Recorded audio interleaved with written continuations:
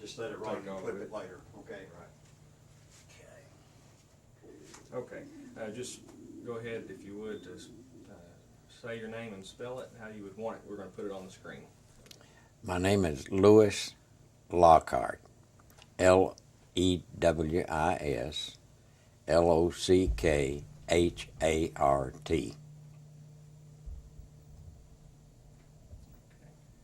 Do we need to put a rank that you were in the service, or how would you like to? No, I don't think so. Okay. I was a captain when I came out, but I didn't retire in the service. I spent 4.5 years or something like that in. Okay. Well, if you just start out kind of giving a brief history of your service career and how you became a pilot, and just kind of go from there. Okay. I was a senior at Middle Tennessee State University when Pearl Harbor occurred. I was playing in a dance orchestra at the time, school orchestra, and on Sunday afternoons we always had a rehearsal at the house of our band leader. We had a trumpet player that was always late, and he came in late that day, all excited, say, "Wahoo's been bombed." And that's the way we found out that Pearl Harbor had been bombed. That was December the 7th. And about 3 weeks later, on January the 2nd, I volunteered and was sworn in to the aviation cadet program. I was sworn in right here in Nashville at Berry Field, and they flew me from Nashville to Maxwell Field for pre-flight. I was in pre-flight at Maxwell Field, then went to Arcadia, Florida at Carlston Field, where I checked out in PT-17s, the old Stearman. Then from there I went back to Montgomery, Alabama to Gunter Field and checked out in BT-13, the old Volti vibrator we called them. And then from there to Dothan, Alabama, where I received my wings after flying AT-6. After getting my wings, they shipped me to Del Mabry Field in Tallahassee, where I checked out in P-39s. Then we found out that we were going somewhere. We didn't know where. We thought we were going to Alaska because they gave us a lot of fur-lined equipment, fleece-lined jackets and hoods and then gloves, and put us on a train. We went on that train from Tallahassee all the way through Louisiana. We got to stop in New Orleans and visit a little bit there in the French Quarter, and then all the way through Texas, and New Mexico and Arizona, on up to Southern California, and right on up to San Francisco. In San Francisco, we were there about a week before we got orders to be shipped out, and found out that we weren't going to Alaska after all, that we were going to the Southwest Pacific. So when we got out to Hamilton Field, we threw away all that fur-lined equipment and got in the bomb bay of a B-24 for the ride over to Australia. I was real uncomfortable in that bomb bay. They had just put some bucket seats in there, or bench type seats, and there were about 5 of us huddled in it. Got pretty cold. Anyway, we went from there, from San Francisco to Honolulu. We landed at Honolulu on the anniversary of Pearl Harbor, exactly 1 year after Pearl Harbor. The place was still a shambles. You could see the wreckage of planes, bullet holes in the hangars, and they had complete blackout. At night you couldn't have a light, even a flashlight. But we spent one night there and then headed out toward Christmas Island.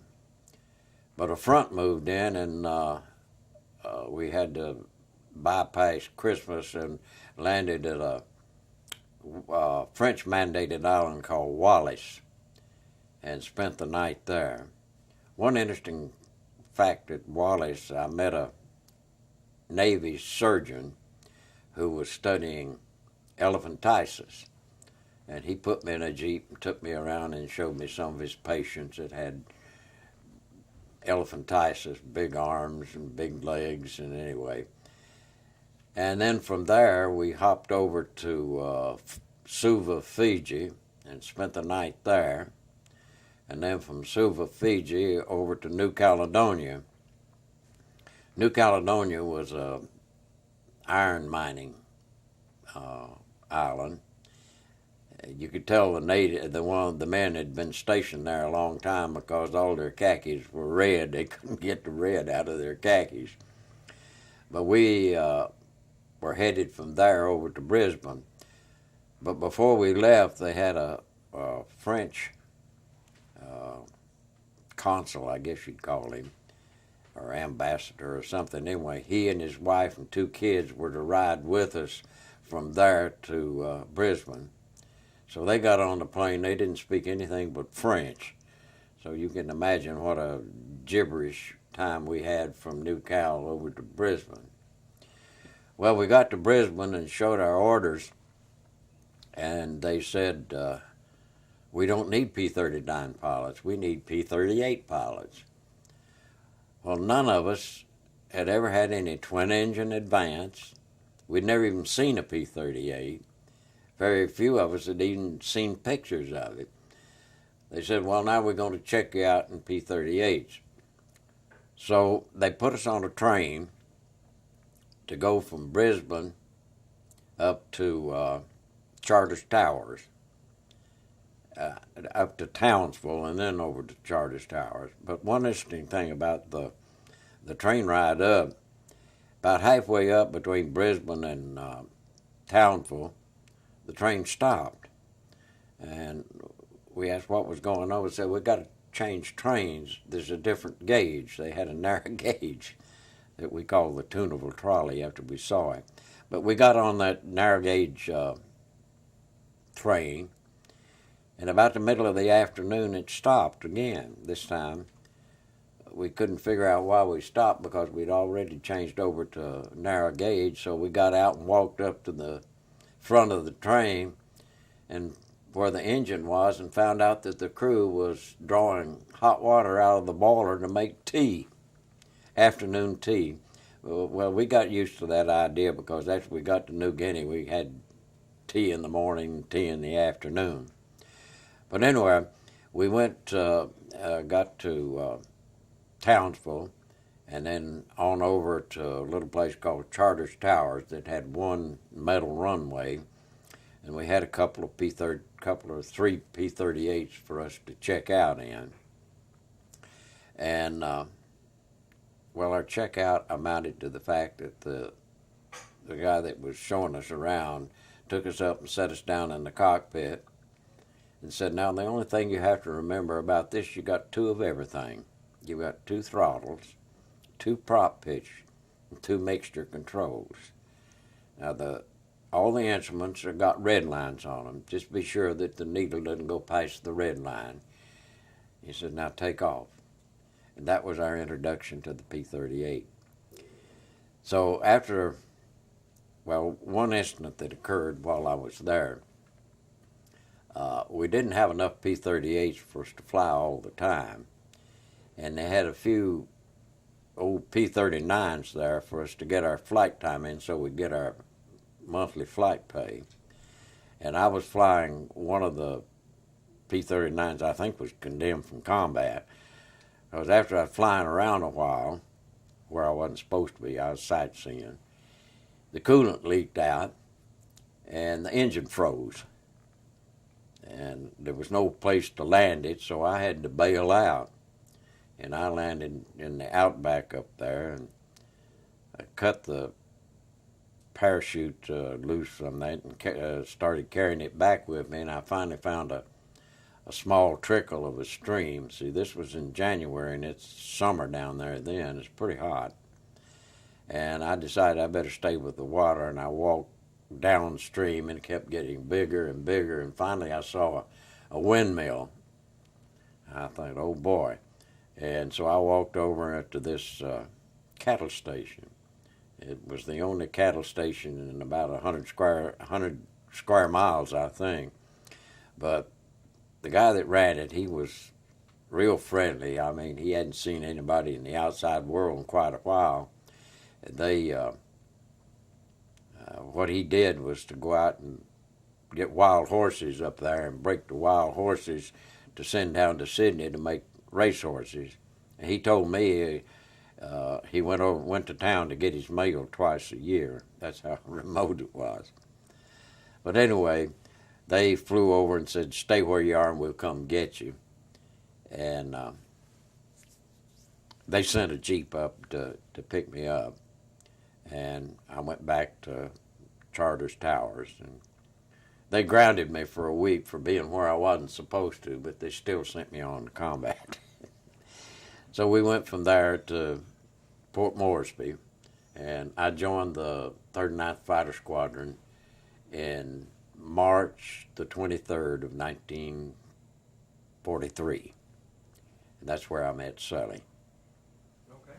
I want to make a quick adjustment on this light. They win. You're an old pro at this, I can tell. No.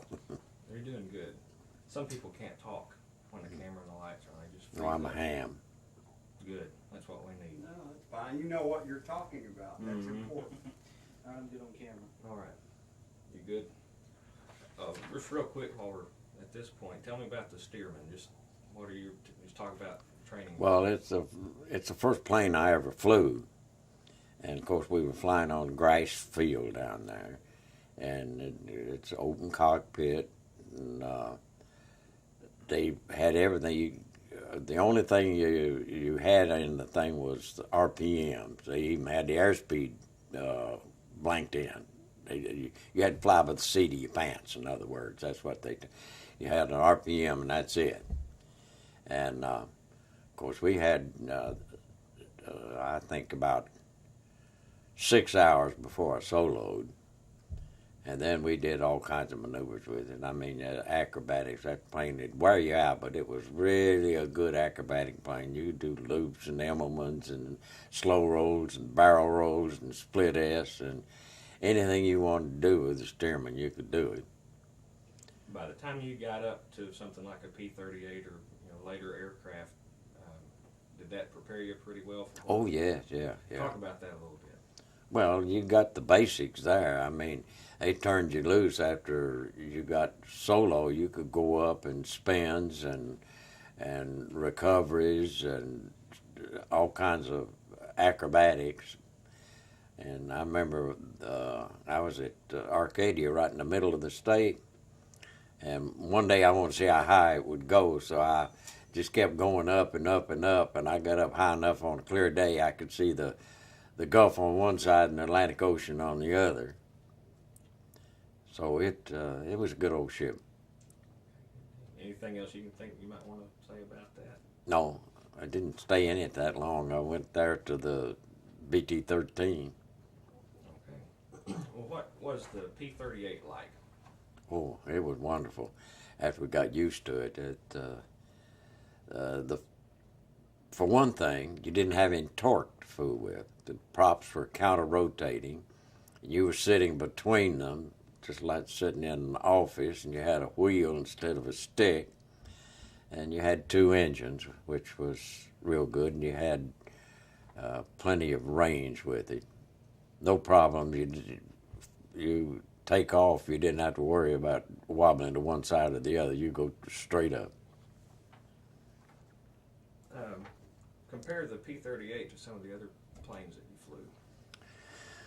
Well, the P-38 was a much better plane, I think, than any of the ones that I flew. It, especially going from P-39, it didn't have much range at all, and it was hard to maneuver, I think. The P-38 was the best. But then we got changed to P-47s, and we had to get used to that again, because there again, it didn't have the tricycle landing gear. It had tail wheel back there, and you couldn't see out. You had to zigzag to taxi, where you couldn't just taxi straight. But it was a good plane.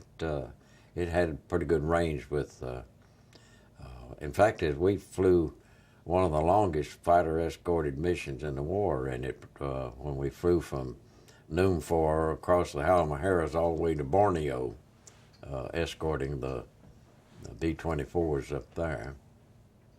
Okay. Talk about some of the types of missions you flew in the P-38. Well, they were mostly escort missions. We were supposed to be interceptor too, but I don't think I was ever scrambled once. We set alert down at the strip at Morrisby and sitting there waiting to be scrambled, but I don't remember ever being scrambled. Most of ours were escort. We had a lot of escort missions from Morrisby. We took the transport planes up to a little place called Wow, which was a jumping off place for the infantry that were in jungles out there fighting the Japanese. And the transports would go up and unload real fast and then take out. We were up keeping escort with them, but we never did run into any problem, but we ran a lot of missions up there. The only problem, you had to get back a certain time, because in the afternoon the pass in the mountains would plug up with clouds, and if you didn't get back then, you'd have to go up about 19,000 feet just to get over them. So there were a lot of missions up there. A lot of boring missions. What would just a typical escort mission consist of? What would you run into? Well, it all depended on what you were escorting. Like this, we were escorting the transport. And a lot of missions, we were escorting B-17s or B-24s, or in a few cases, the B-25s when we were going to Rabaul. But mostly it was, sometimes we'd be low level or medium level, and a lot of times we'd be real high level, depending on which squadron you were escorting. We were on an escort mission when Sully went down, which I'm sure you'll get into later. Actually, that's right where I am. I want to hear your story about how he went down, what happened. Well, my story is about what Sully told you. As he said, there are 4 flights in the squadron: red flight, blue flight, and so forth. And Sully usually led blue flight, which is the second flight. The squadron leader always was on red flight, and I flew Sully's wing. I was blue 2, and I was blue 2 on the time that he went down. And Sully made the major mistake, and he'll admit this. We had been told never to get yourself caught alone, because you're a target then. But Sully was having trouble going into the mission. We were on a mission to Wewak, escorting the B-24s. And he said he had a rough engine and called in and said he's going back. He better go back. And so the CO told him, I think you're right, go on back. And I called him and said, Sully, I'm going with you. And he said, no, I'll make it all right. That's a mistake you made right there. And he headed back and went out of formation. Well, then later on, he said he got the feeling like his engine was all right and started back in. That's when he got in trouble, because he was by himself and got spotted by the Zeros, and finally he went down. Well, when we found that he was down, we all started looking for him. And of course, it's wild and woolly up there with the kunai grass and the jungles and everything. It's hard to spot anything. And I stayed around so long that by that time I had to go up to about 19,000 feet to get over the Owen Stanley Mountain because it was completely clouded over. And after I got over, I was sure over the mountain, I found a hole in the clouds to come down. And when I came down, I couldn't see anything but water. I was already past New Guinea, so I had to make a 360 and go back and hit the coast of New Guinea and then turn to the right and head down the coast. And by that time, I was running pretty low in fuel. And we had an emergency strip at a place called 30 Mile. And all it consisted of was a bunch of 55-gallon drums with a pump that you crank to crank the gasoline in. So I landed at 30 Mile and pumped up enough gas in the out of those drums to get back to Moresby. And that's when we found out that suddenly that nobody had located him, and we thought for sure he was lost. And in fact, as they told us on the missions, we went more missions to WW2 to keep an eye out to see if we could see him. But of course, like Sully said, from 20,000 feet, you don't see much on the ground. And nobody ever spotted anything. Okay.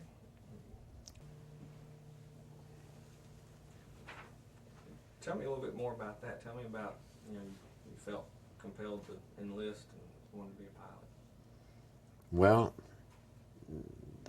they just needed pilots, and the fact is that at the time you had to have at least 2 years of college to get into aviation cadets. And you could also choose whether you wanted to be a pilot, navigator, or bombardier. And I wanted to be a pilot, and later on they changed that. You didn't have a choice. You went in and they told you, you're going to be a pilot, you're going to be a navigator, you're going to be a bombardier. But I got in when you could choose, and so I went ahead and chose to be in the pilot training. Okay. After Sully crashed, and what was your take, or the rest of your fighter group? Did you ever give up on him? What did you? Well, you didn't know. It was one of those unknown things. You didn't know really whether he had survived the crash. He said he was going to ditch it, but you don't know whether he survived because he didn't have any word after that, and nobody could find any trace of the plane up there. So really, we didn't know. I guess in the back of our minds, we just had written him off, because it was about a month, something like a month before he finally walked up on this Australian crew that got him back to base. Now, I'm trying to remember when he got back. It's been over 60 years since some of that happened. I believe that when Sully got back to the squadron, I was down to Sydney on leave, combat leave. We had regular combat leaves, and I think he came back and then left and went home before I ever got back, but I did find out that he had been rescued and had gone back home. And that was the last contact that we had. That was in 1943. Well, some time ago, I heard about the P-38 that they dug out of the ice, the Glacier Girl, and it was up at Middlesboro, Kentucky, and I decided to make a trip up there. I wanted to see the restored P-38. And while there, they had a roster of all the P-38 pilots that had visited there, and Sully's name was on it.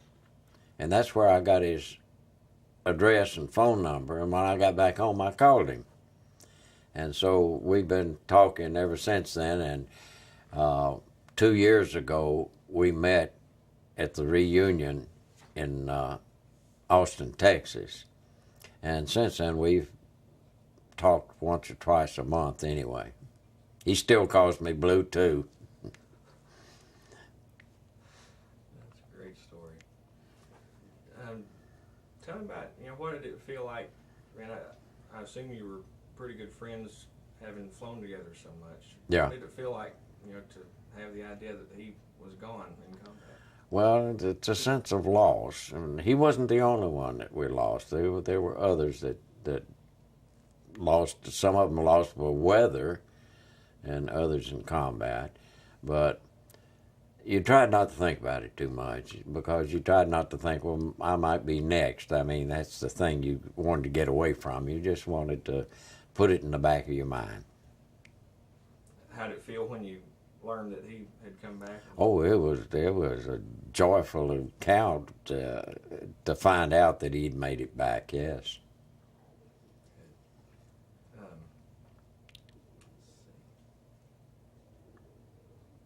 Cover that one. So you're answering all my questions before I can ask them. That's good.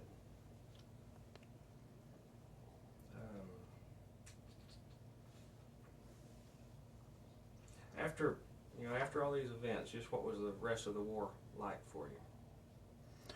Well, now, what events are you talking about? With Sully, after, Well, Sully, that was in November of 43, and I was there till December of 44, so I was there a long time after Sully left.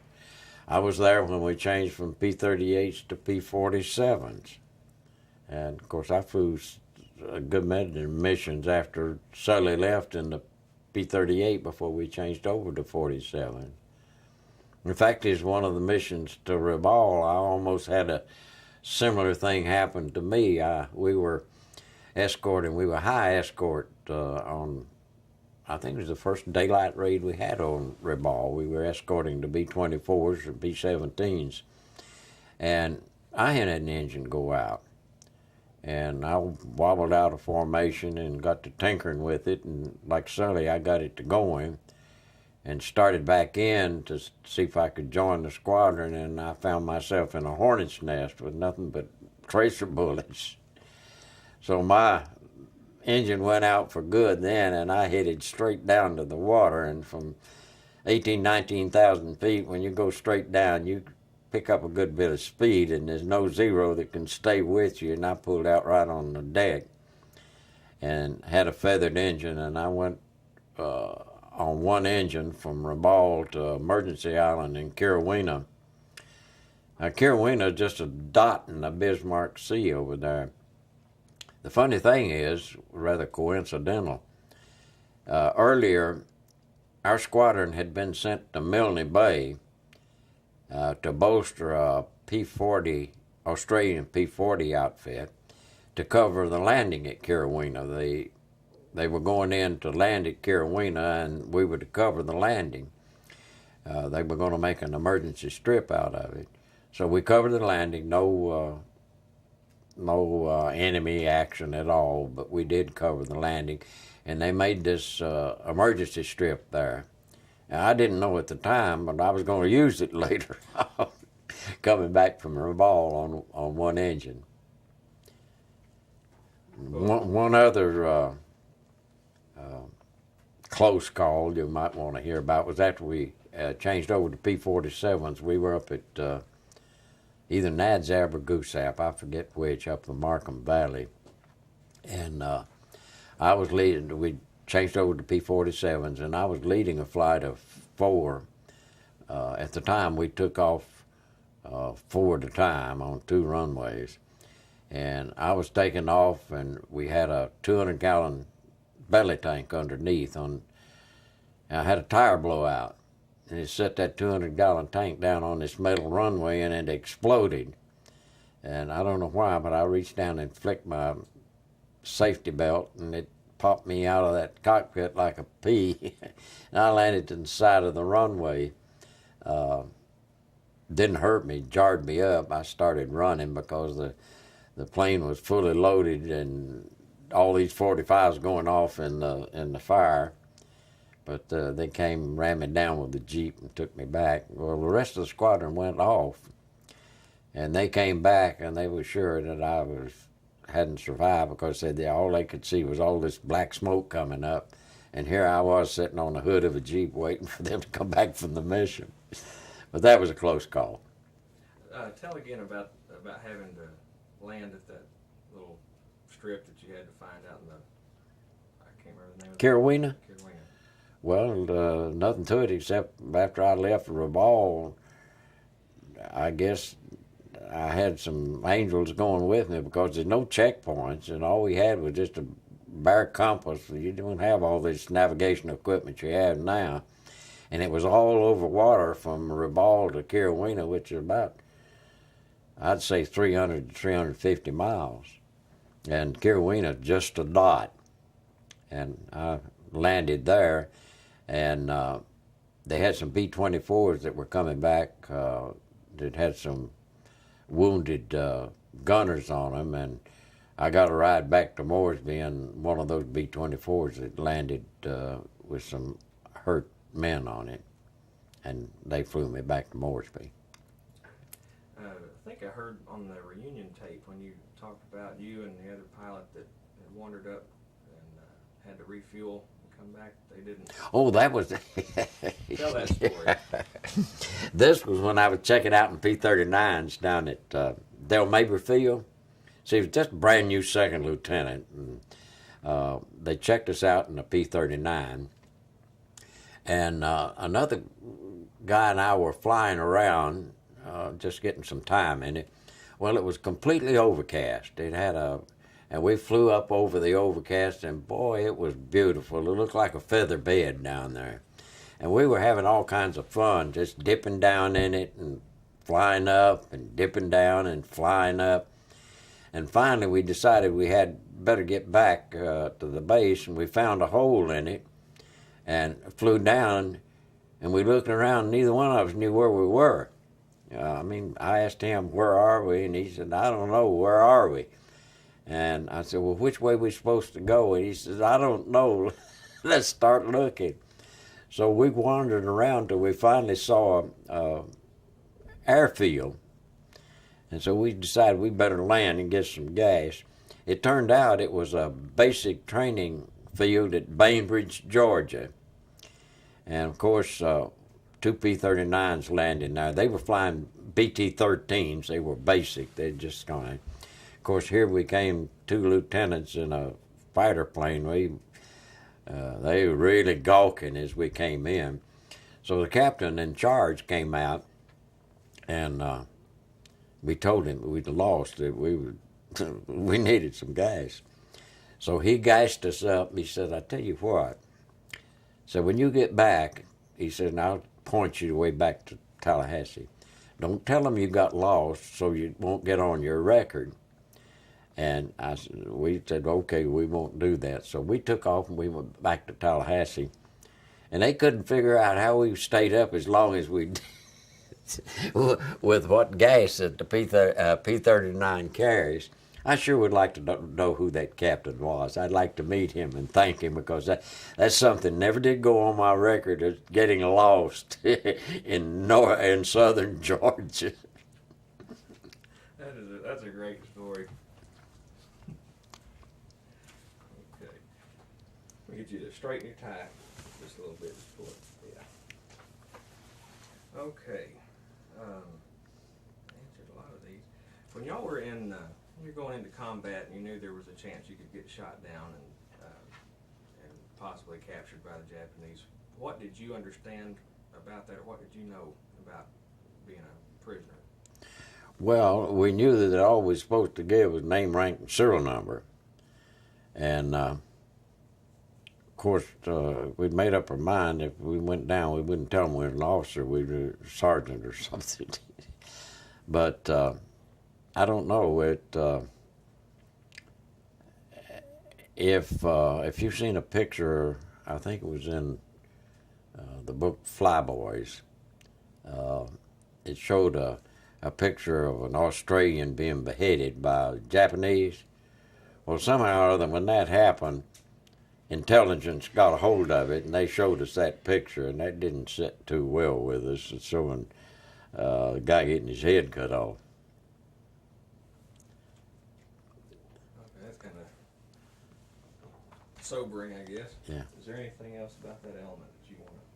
The same things. I was just wondering how much intelligence you had on how air crews were treated, and if you guys were aware that some other crews were being executed, because obviously from that. Well, knowledge, we were, I'm not told directly, but I saw this. I'll find that picture and show it to you. It's in one of the books that I have, and that's a picture that we got while we were there, and so we knew that some of them got beheaded. And this was an Australian, it wasn't American, but it showed them ringed around with this guy with the sword just ready to cut his head off. What kind of emergency procedures did you follow relative to training? Did they tell you if you had to ditch to stay with the aircraft? Did they tell you always try to make it to the water? Maybe a PVY would get you? Well, the main thing was they said if you could make it to the water, you're better off, because jungle was there. You couldn't do much in the jungle. It was too dense. But most of our missions were close to water anyway, and I think if I'd had to go down, I'd rather gone down the water, because we had an inflatable boat that you sat on. You just pull the plug on it, and we wore Mae West all the time. So you really had better chance if you're in the water, because they could send a PBY and pick you up. They didn't have helicopters at the time. Let me get you, if you would, just to give that answer again and look straight Trying to over. get behind you. Yeah. So they have to look at me when he's Let me talking. get this out of It's your an way. automatic thing to do. You wanna get I this should out let of Josh ask all the questions for that reason, because it's just natural to look to the person Oh, I see. questioning. I was trying to We're get just behind gonna- Josh for that reason. Okay, so now we what's looked at it. Yeah, I don't know. what was the question again now? Just what intelligence What, they have. what intelligence you had, and what were you told about your emergency procedures? If you had to go down, of course, try to get to the water for the PBYs, but if you went down the jungle, stay by the plane, how much, in other words, Well, how much main- pre-mission briefing did they give you on what to do if? Well, as I recall, there wasn't a hell of a lot that they told us. But the thing that we thought best, if you could go down in the water, you have a better chance than going down in the jungle. Tell me that again. Look right at me. Oh, What you're saying is fine. I'm just trying to make sure. well, there wasn't a heck of a lot that they told us about survival. The main thing that we thought was we would have better chance if we ditched in the water, because we had an inflatable boat, and we had Mae West, and they could pick you up in the water with a PBY. If you happen to crash in the jungle, was there anything they gave you? Well, no, you had a survival kit in your parachute. I mean, the parachute zipped up, the back of it zipped up. You had a fishing line and fish hook, sulfur powder, had a little waterproof vial that had matches in it, and you had extra clip for your 45. In fact, I carried an extra clip of 45 that had birdshot, and because birds are about the only thing up there that was wild, except crocodiles. You couldn't eat them. But I believe it had some morphine in it. I'm not sure. But you had a survival kit, and that's about it. Okay. Anything else while we're at this point, or you want to save it for your? That's a lot of it. POW treatment have captured. Of course, you didn't get much on that. No, What about the intelligence network for your targets? Did you know, for example, what the bombers were going for, whether or not a big troop ship was going to be around, or whether or not Well, there yeah, that a lot of was anti-aircraft? that was pretty good. We'd have a briefing before each mission, and like they tell you where the machine guns, anti-aircraft machine guns were, and what the target for the B-24 were, where we were supposed to be, and that was about it. That was pretty good. And then, of course, we had debriefing when we came back from a mission.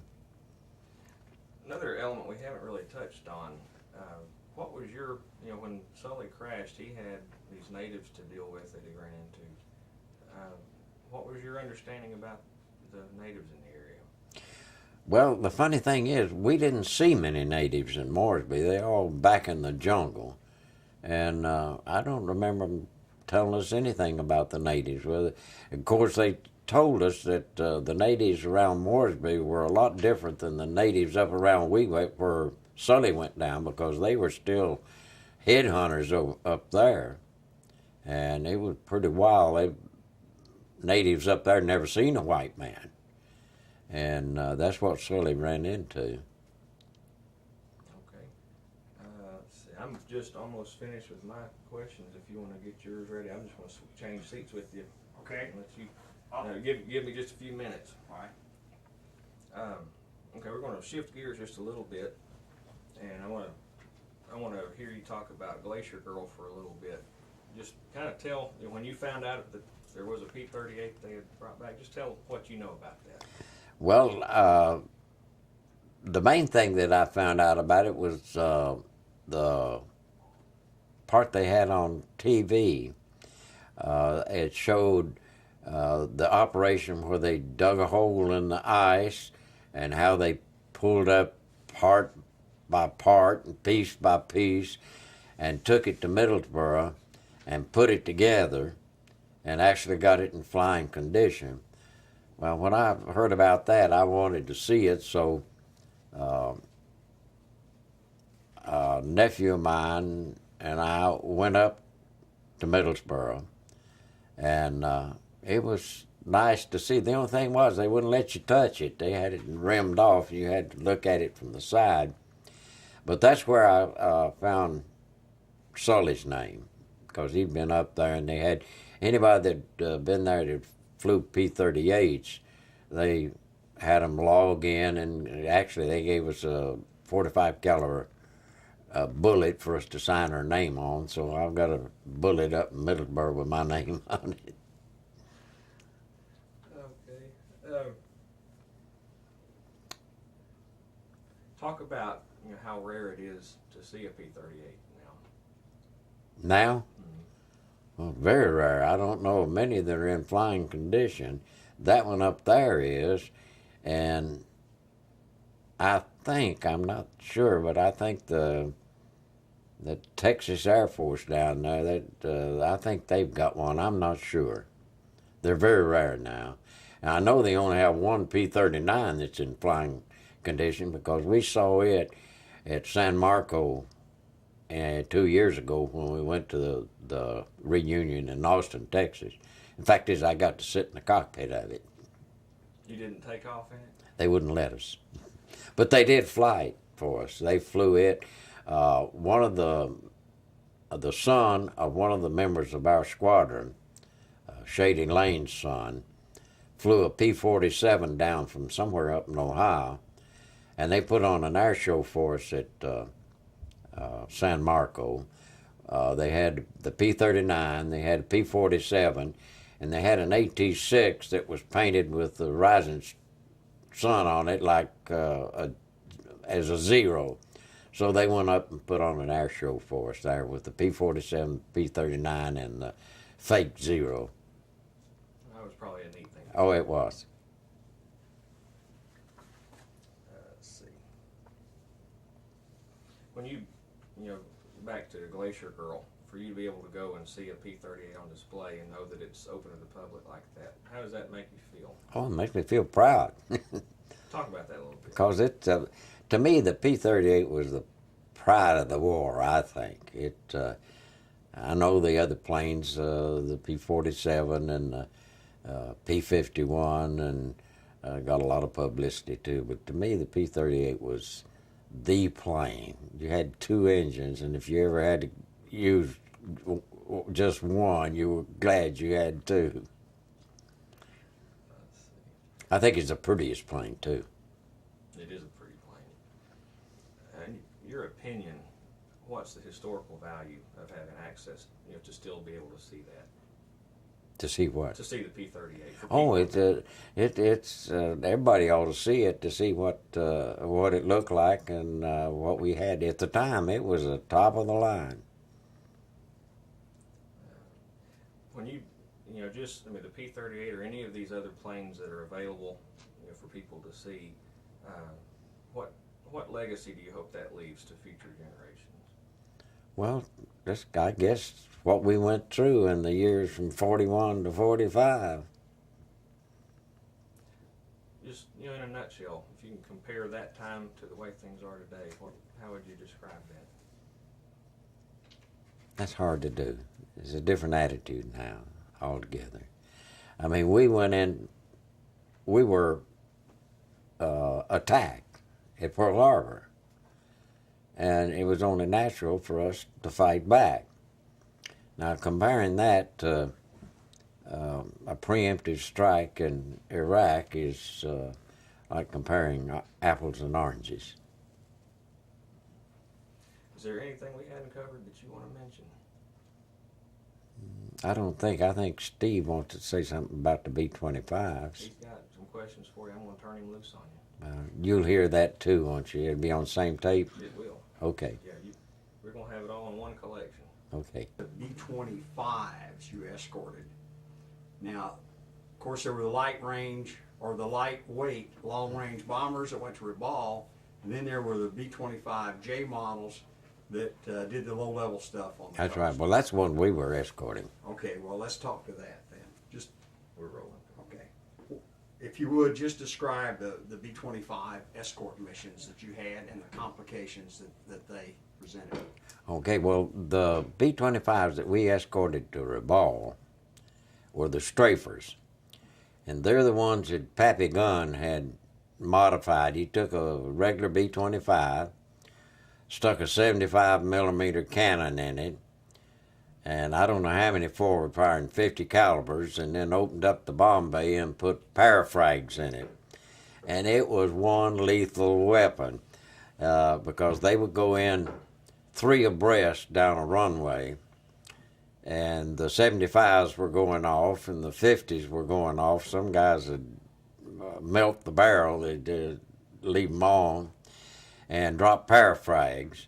They had to drop parafrags because they were so low level. If they didn't, they'd get blown up by the bombs as they went off. But the parafrags dropped after they cleared the runway. But those are the ones that we escorted. Now, I remember a mission. We were going to Rabaul. It was one of the first daylight missions they had, or first or second, and we were escorting the B-25s. We were medium level. We had about 3 levels. You have the B-25 going in on the deck. Then you have some just above them, and then you'd have another tier in the middle layer up above them. Well, anyway, we had to go from Moresby over to a place called Dobadura across the Finisterre Mountains to stage out because to increase our range, in other words. We were staging out of Dobadura, and they sent a weather reconnaissance group up, and a front had moved in, so the mission was called off for that day. Well, they had the B-25s parked away from where we were, and I wanted to see a B-25 because I'd never seen one on the ground, especially a strafer. And another pilot and I walked over to inspect them. They had them lined up, and as I was going by, I saw a familiar face. And it hit me quite coincidental. I saw a guy that played sax with me at Murfreesboro. I didn't even know he was in the Air Force, and here he was, a pilot of one of the strafers. So we had quite a reunion there. He took me into that B-25 and showed it to me from cockpit to tail and all the controls and what it would do. He was real happy about it. He said, sometimes you'll have to go with me. And so I went back to there, and we went on the mission the next day, and that was the day he got shot down. His name was Aubrey Moore, and he was shot down on the mission to Rabaul.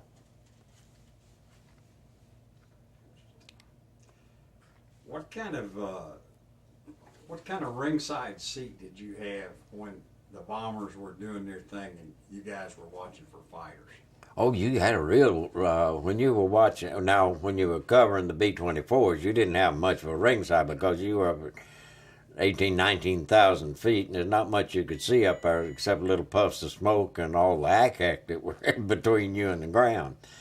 But when you covered a low level like a B-25, you could see the havoc that they were doing. I mean, you were above them, and when you see 3 planes go down runway with 375s going off like this, and then all the 45s going off and the parachute frag going down, you can see havoc. You can tell what they're doing. What kind of pilot reports did you all do when you got back, after action reports, if you will, on lost aircrew reporting? Well, we were always debriefed after every mission. You had intelligence that asked all kinds of questions, and you just answered questions mostly. There wasn't much that you could volunteer that they didn't ask you ahead of time. You talked about Sully going down and you guys being on the alert for them. Did you ever fly just search missions for No. crews lost? No, I didn't. I don't know whether they did or not. No, we didn't. What about? State that in a complete sense. We never flew search missions. Okay, yeah. Just to say it again as if I didn't ask the question. that you- No, we never flew search missions as such. Like I said before, they told us, now Sully might be down somewhere, keep an eye out, because we were going back to WEWAC, but if you're at 15,000 feet, there's not much you can see, and then if you had to go down, you didn't have much time to look at the ground. You had to survive. What was your most common concern or your biggest danger commonly in the missions that you flew? A lot of it was weather, because a lot of times you get caught in weather, and we lost a lot of guys that just weather related. But also, we saw a good bit of ACAC. Of course, if you see it, it's good. It's not going to hit you if you see it, but when you see a lot, you might think that there's something there that you don't see.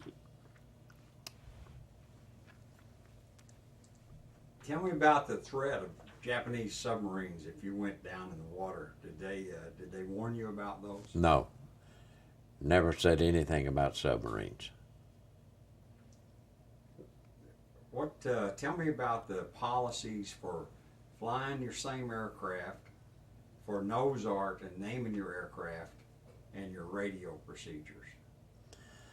Well, as far as radio procedures, there are certain missions you went to, you had radio silence. But we had IFF that we always turned on, identification, friend or foe, and that was supposed to identify you coming back in, that they wouldn't shoot you as friendly fire. But we had communication between planes most of the time, except sometimes they said we're radio silence. But what was the rest of the question? Talk about call signs. You said you always used Bluetooth. Well, our code name for the squadron was Outcast, and I don't know how we got that. They were called Outcast when we got up there. They tell a tale now that I don't think it's true. They said that when we christened the officers club that we made screened in Port Moresby, we invited General Wordsmith and some of the other generals in, and they brought nurses in and a little portable piano to have a bash. Everybody got drunk, really. And it rained cats and dogs that night. It was muddy, I'm telling you it. And the tale was that General Wordsmith was trying to go up to a tent, and he slipped, and one of the other officers hit him in the face with his foot, and said that ever after that, the 39th was called Outcast. But it's not so, because they were called Outcast when I joined them, but that makes a good story. But there are four flights in a squadron. Red flight, blue flight, yellow, and I guess green. But red flight always commander's flight. The CO leads the squadron is red flight. And the number 2 flight is blue flight. And that's the one that Sully usually flew. And I was his wingman, blue 2. In fact, is we still talk to each other as blue 1 and blue 2 when he calls. But I was flying blue 2 when he went down. Did you often recognize nose art of any of the bombers that you had escorted often enough, or the squadron paint schemes and that sort of thing? No. How did you recognize each other? For example, if you were radio silence, what was the procedure? Well, yeah, I don't think nose art had anything to do with it. You could recognize the tails were different colors and different color noses and everything, but I don't think we ever really noticed the nose art on them. That was by squadron and by type aircraft then? That's right, yeah. Mm-hmm.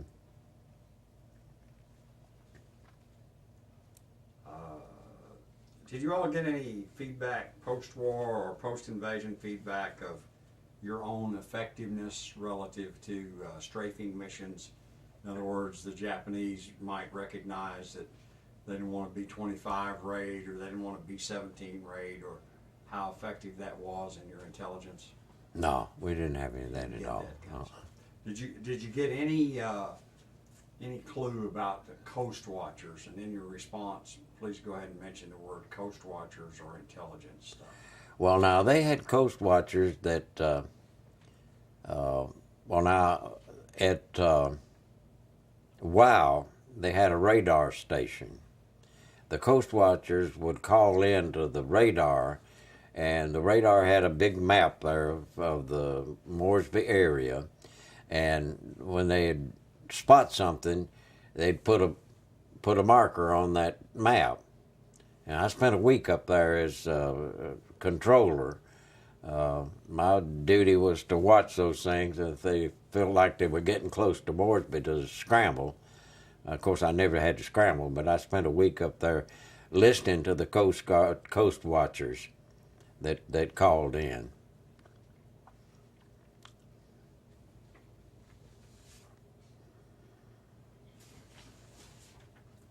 Would you go over that relay process of the PBYs on a long mission again, please?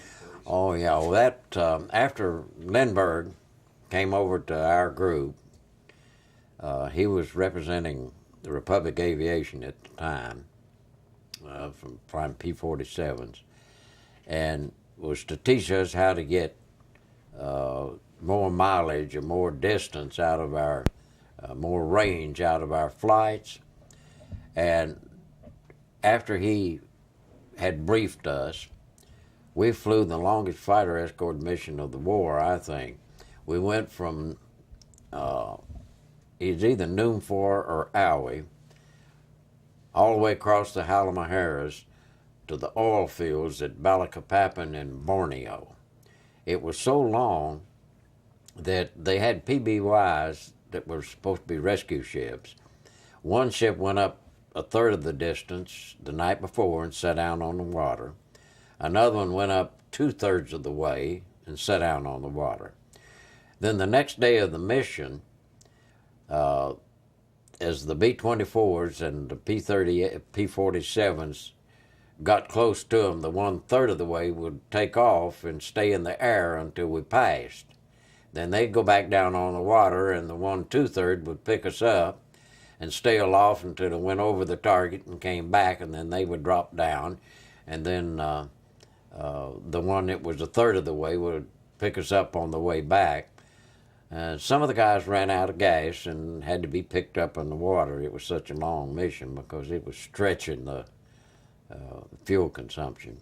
Did you ever observe any aircraft ditchings? No.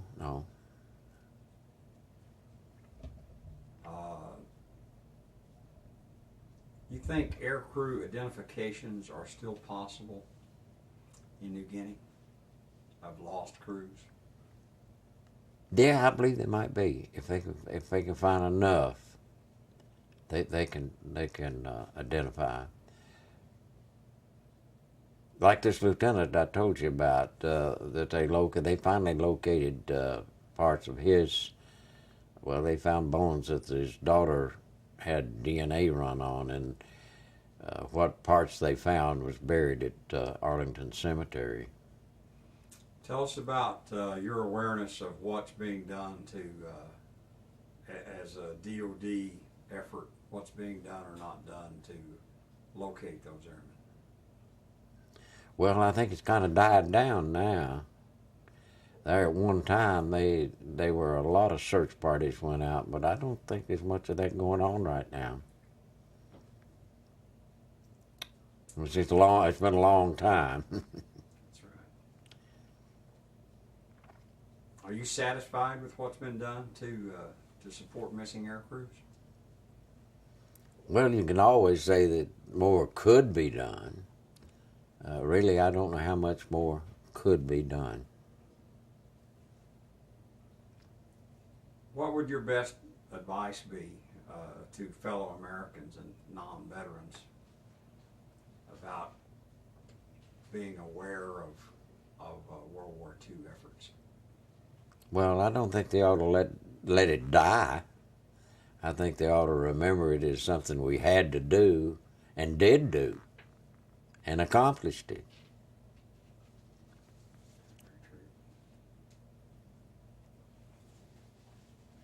You got anything? Not that I can think of. I'm trying to do one more link on a B-25 related question.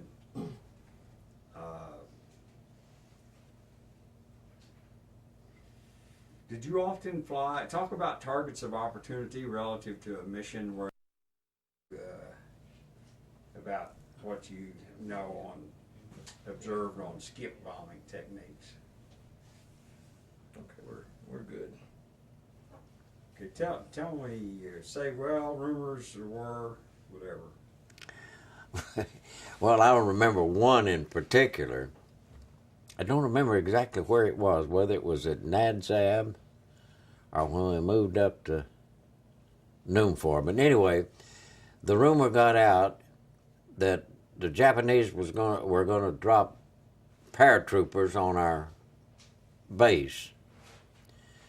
And, I mean, they woke us up in the middle of the night to tell us that and said report up to Operation Shack. So we went up to the Operation Shack, and they told us that we've got rumors that they're going to drop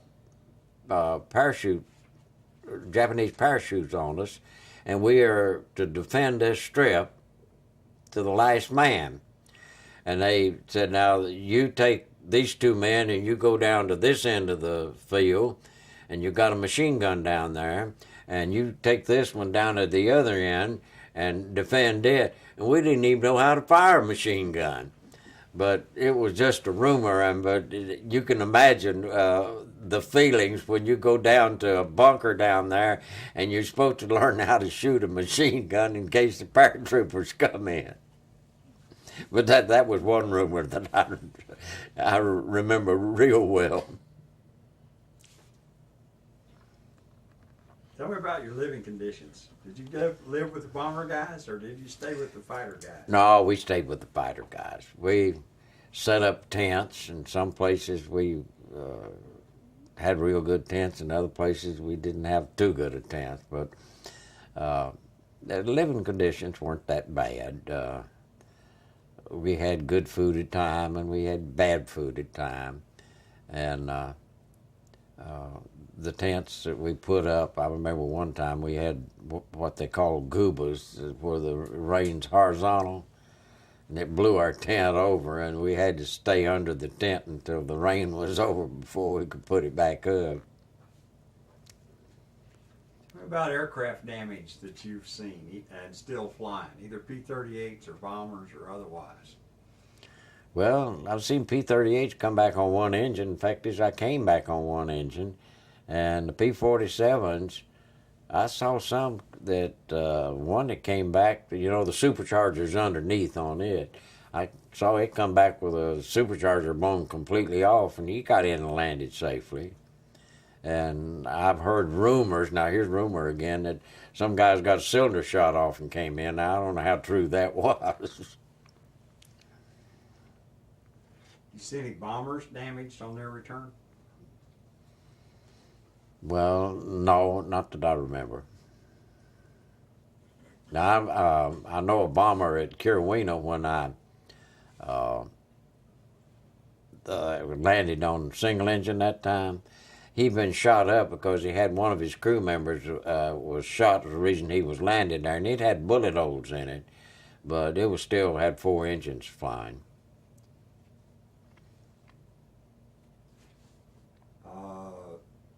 Start a sentence about skip bombing. We didn't do any skip bombing. The only bombing raid that I actually did was when we were at Aui, and we had P-47s, and they said, we're going to let you make a bomb run, and they put a bomb under each wing, and the target was a place that had been bypassed down there. They were starving to death, but they still had bullets. I forgot the name of the little old island down there, and we went over to bomb it, and I think all of us missed the target because we had never had any practice in it. But that's the only bombing that we had. Now, some of the other groups actually did some bombing. I don't think it was skip bombing. I think they did just regular bombing in the jungles. But that's the only bombing run that I had, was the day that we were supposed to go down there and try out bombing.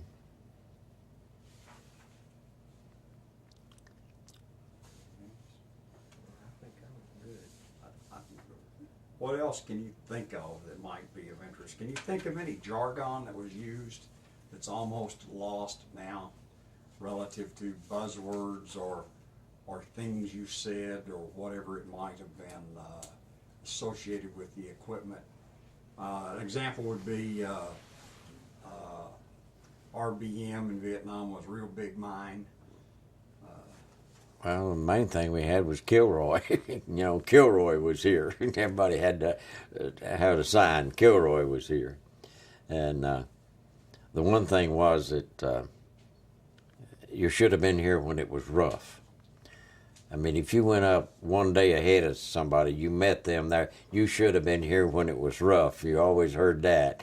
And if you went up one day late, they talk, well, you should have been here when it was rough.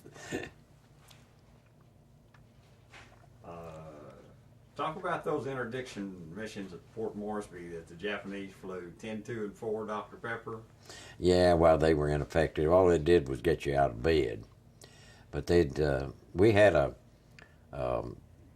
75 millimeter that was right outside our tent. Was supposed to sound 3 times as a red alert.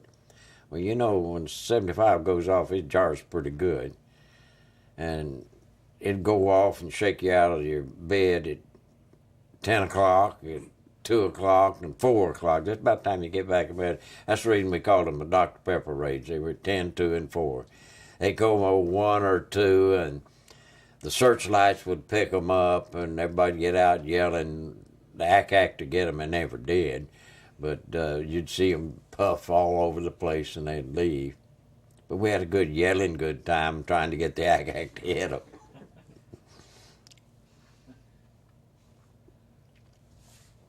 Anything you can think of about B-25s that you think the public on any documentary should take note of on a B-25 that you observed as another pilot? Well, they made a daggum good strafer out of it. That's all I can say. Pappy Gunn did a good job on that. Okay. Anything we left out? I don't think so. Something I hadn't even thought about. Great. That's great. That's what some of the guys at the reunions would tell us. Yeah. They 2, 1.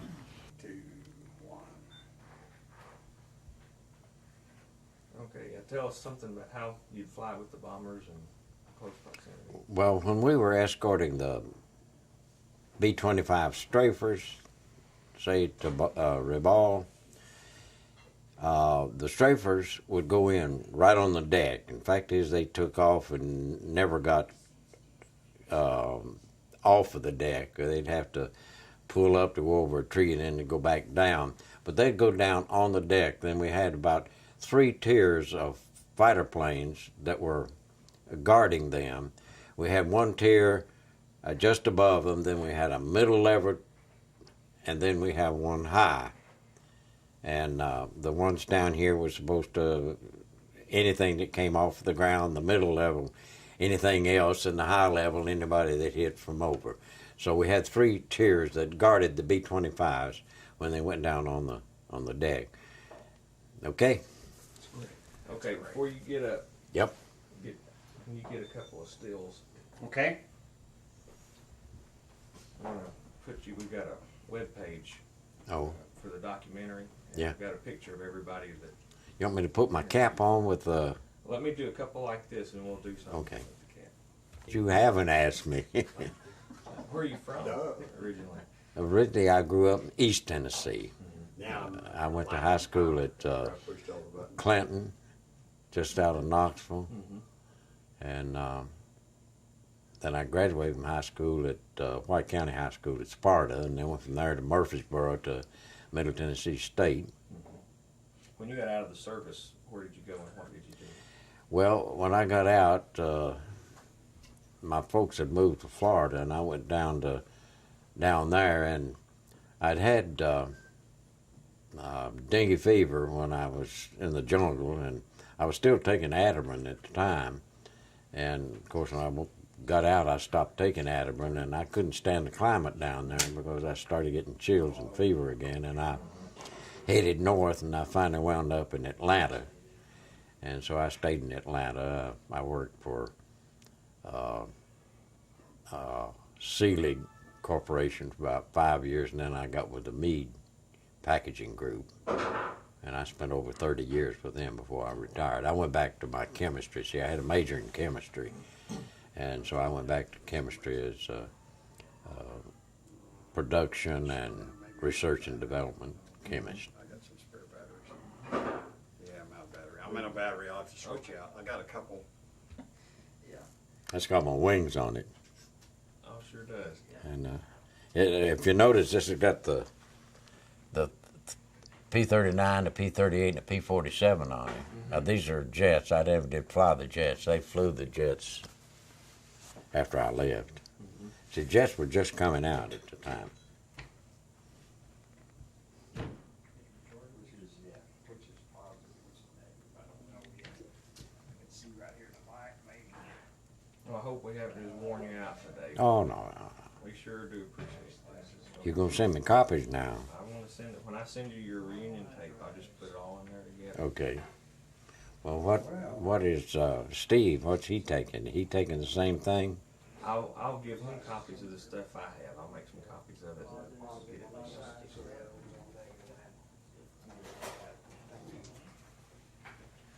When do you think you'll be going to New Guinea? Probably next summer sometime. We don't Oh, I have the see. date squared away just yet. That way, without a flash, it looks natural to the way the interview was done. Okay. Come on, machine. We'll get him we without the get him hat right? on and with the hat on. Yeah, let's go ahead and take one with the hat. I'm while getting you got nothing. That's a bad sign. Well, Still acting. We got him in there right. that's what I'm trying to get to now. I can't even get the door open. He just pushes in. Yeah, just pushes in and the whole thing slides. Like that. Yeah. So, There you go. so oh, two of them same Two of the direction. same direction, that's why.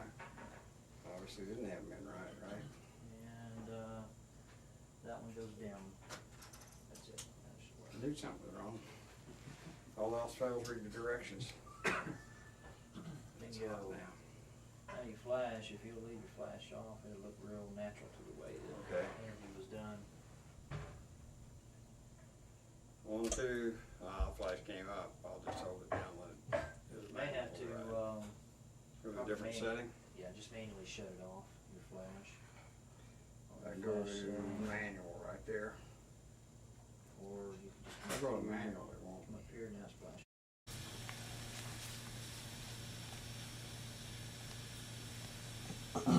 Okay, we're gonna go ahead and get started if y'all just be completely quiet. I'm gonna slip out. Is that that gonna gonna be a problem? No, that, you go ahead. Luke, Yeah. proud of you. Okay. On to Nashville. Go get your copy, bye-bye. We'll tell you his autograph later.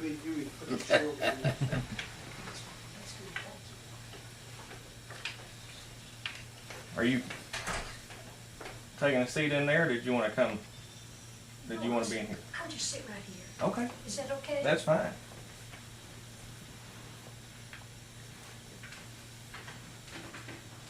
All right, last chance, tell me, we need to change something. It looks good, Josh. Everything looks, I'm happy with it. You happy with it? All right, For what I know, what's it worth, right? okay.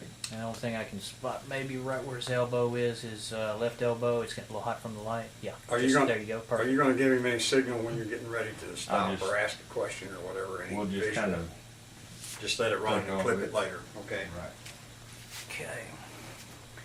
Okay, just go ahead, if you would, just say your name and spell it, how you would want it. We're gonna put it on the screen. My name is Louis Lockhart. Lewis Lockart.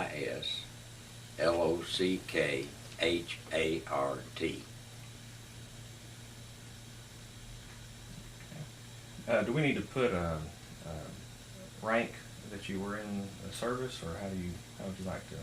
No, I don't think so. Okay. I attained that I was a captain when I came out, but I didn't retire in the service. It's been 4.5 years or something like that. Okay. Well, if you just start out kind of giving a brief history of your service career and how you became a pilot, and just kind of go from there. Okay.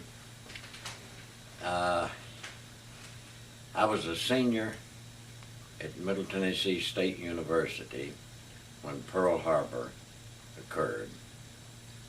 I was playing in a dance orchestra at the time, school orchestra, and on Sunday afternoons we always had a rehearsal at the house of our band leader.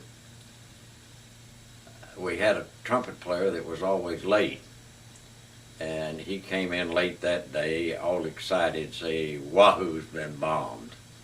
And that's the way we found out that Pearl Harbor had been bombed. That was December the 7th. And about 3 weeks later, on January the 2nd, I volunteered and was sworn in to the aviation cadet program. I was sworn in right here in Nashville at Berry Field, and they flew me from Nashville to Maxwell Field for pre-flight. I was in pre-flight at Maxwell Field, then went to Arcadia, Florida at Carlston Field, where I checked out in PT-17s, the old Stearman. Then from there I went back to Montgomery, Alabama to Gunter Field and checked out in BT-13, the old Volti vibrator we called them. And then from there to Dothan, Alabama, where I received my wings after flying the AT-6. After getting my wings, they shipped me to Del Mabry Field in Tallahassee, where I checked out in P-39s. Then we found out that we were going somewhere. We didn't know where. We thought we were going to Alaska because they gave us a lot of fur-lined equipment, fleece-lined jackets and hoods and then gloves, and put us on a train.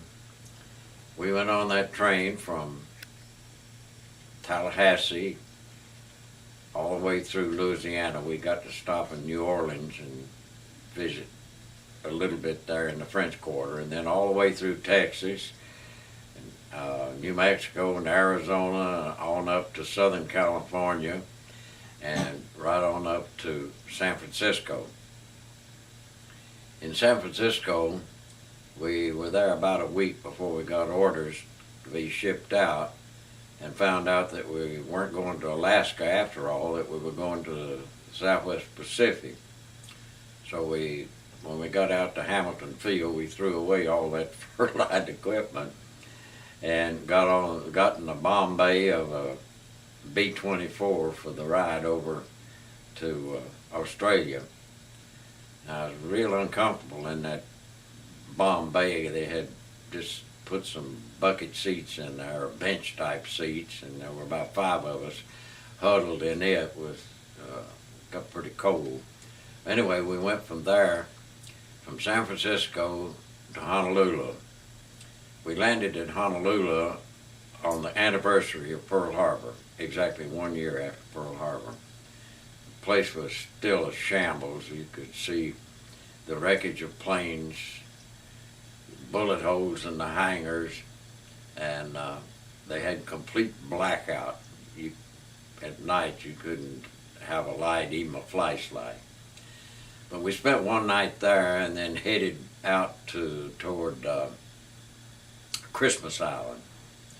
But a front moved in, and we had to bypass Christmas and landed at a French-mandated island called Wallis and spent the night there. One interesting fact at Wallis, I met a Navy surgeon who was studying elephantiasis, and he put me in a Jeep and took me around and showed me some of his patients that had elephantiasis, big arms and big legs, and anyway. And then from there we hopped over to Suva, Fiji, and spent the night there. And then from Suva, Fiji, over to New Caledonia. New Caledonia was a iron mining island. You could tell the men had been stationed there a long time because all their khakis were red. They couldn't get the red out of their khakis.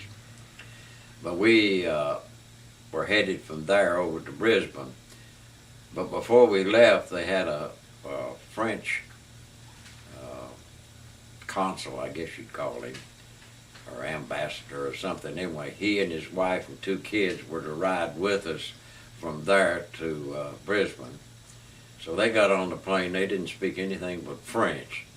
So you can imagine what a gibberish time we had from New Cal over to Brisbane.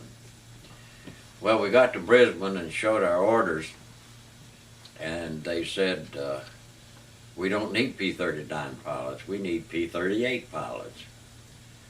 Well, none of us had ever had any twin-engine advance. We'd never even seen a P-38. Very few of us had even seen pictures of it. They said, well, now we're going to check you out in P-38s. So they put us on a train to go from Brisbane up to Charters Towers, up to Townsville, and then over to Charters Towers. But one interesting thing about the train ride up, about halfway up between Brisbane and Townsville, the train stopped. And we asked what was going on. They said, we've got to change trains. There's a different gauge. They had a narrow gauge that we called the tunable trolley after we saw it. But we got on that narrow gauge train, and about the middle of the afternoon it stopped again. This time we couldn't figure out why we stopped because we'd already changed over to narrow. And of course we were flying on a grass field down there, and it's an open cockpit, and they had everything. The only thing you had in the thing was the RPM. They even had the airspeed blanked in. You had to fly by the seat of your pants, in other words. That's what you had an RPM, and that's it. And of course we had, I think, about 6 hours before a soloed. And then we did all kinds of maneuvers with it. I mean, acrobatics, that plane, it'd wear you out, but it was really a good acrobatic plane. You could do loops and Immelmans and slow rolls and barrel rolls and split S. So it was a good old ship. Anything else you can think you might want to say about that? No, I didn't stay in it that long. I went there to the BT-13. Okay. Well, what was the P-38 like? Oh, it was wonderful. After we got used to it, for one thing, you didn't have any torque to fool with. The props were counter-rotating. You were sitting between them, just like sitting in an office, and you had a wheel instead of a stick. And you had 2 engines, which was real good, and you had plenty of range with it. No problem. You take off, you didn't have to worry about wobbling to one side or the other. You go straight up.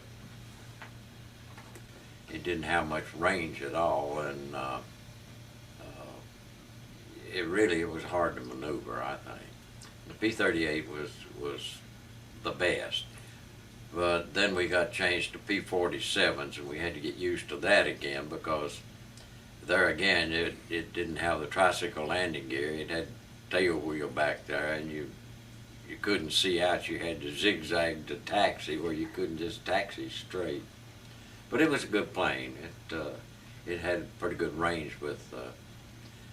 In fact, we flew one of the longest fighter escort. Tell me about, you felt compelled to enlist and wanted to be a pilot. Well, they just needed pilots, and the fact is that at the time you had to have at least 2 years of college to get into aviation cadets, and you could also choose whether you wanted to be a pilot, navigator, or bombardier. And I wanted to be a pilot, and later on they changed that. You didn't have a choice. You went in and they told you, you're going to be a pilot, you're going to be a navigator, you're going to be a bombardier. But I got in when you could choose, and so I went ahead and chose to be in the pilot training. After The plane up there, so really we didn't know. I guess in the back of our mind we just had written him off, because it was about a month, something like a month before he finally walked up on this Australian crew that got him back to base. Now I'm trying to remember when he got back. It's been over 60 years since some of that happened. Out that he had been rescued and had gone back home. And that was the last contact that we had. That was in 1943. Well, some time ago, I heard about the P-38 that they dug out of the ice, the Glacier Girl, and it was up at Middlesboro, Kentucky, and I decided to make a trip up there. I wanted to see the restored P-38. And while there, they had a roster of all the P-38 pilots that had visited there, and Sully's name was on it. And that's where I got his address and phone number, and when I got back home I called him. And twice a month anyway. He still calls me Blue too. That's a great story. Tell me about, what did it feel like? I mean, I assume you were pretty good friends having flown together so much. Yeah. What did it feel like, to have the idea that he was gone in combat? Well, it's a sense of loss. I mean, he wasn't the only one that we lost. There were others that lost. Some of them lost by weather, and others in combat. But you try not to think about it too much.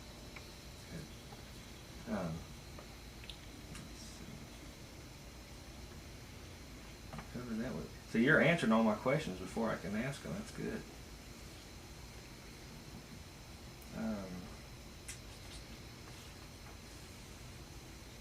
After all these events, just what was the rest of the war like for you?